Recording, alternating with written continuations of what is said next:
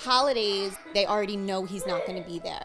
Mikey, Lucas, and Ellie's dad is underpaid and overworked.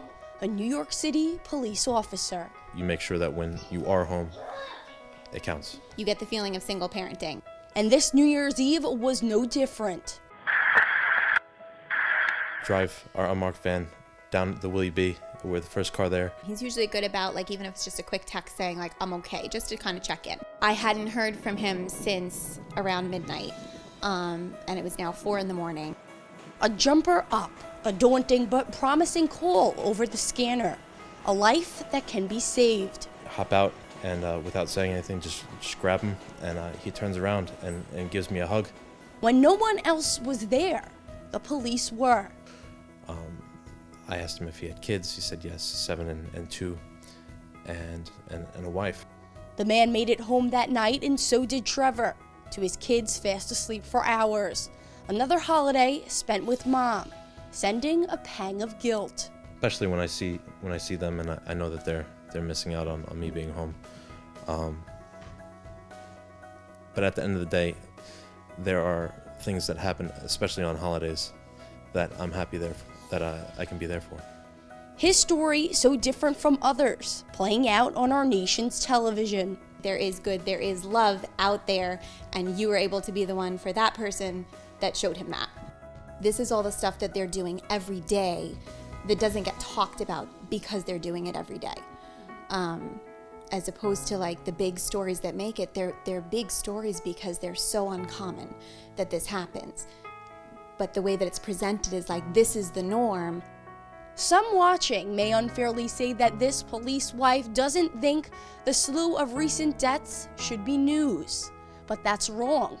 It does matter. It does make a difference. It is, everyone should be holding themselves to a standard, but if you're going to be part of something as important as law enforcement and be wearing a uniform and carrying a gun and being so responsible for so many people, then you need to hold yourself to the highest possible standard.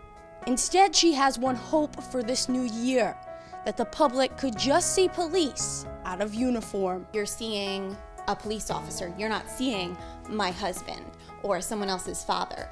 And I think it's important more than ever now to kind of put a face on police officers. And it's funny because the things that he takes the most pride in are like the random little interactions where, like, he gets to kind of be that dad for a minute, and it really is usually only a minute. You know, the time that, like, you know, there's a toddler that's been just put through hell, and he's holding her, he's singing to her, he's treating her like his own baby. And those are the moments I'm finding, at least so far, that they're sticking with him and definitely sticking with me, because it is, again, that human side of, like, nobody walks into a scene like that and is like, oh, who can I shoot? Who can I hurt right now? It is this same stereotyping that fuels racial discrimination. I think that everybody has to be able to meet each other halfway. If everyone is going into something looking for a fight, you're going to find a fight. And I think it is a huge problem with the police versus civilian thing that's going on right now, because so many people, as soon as they walk up, they're looking for a fight. They're expecting a fight.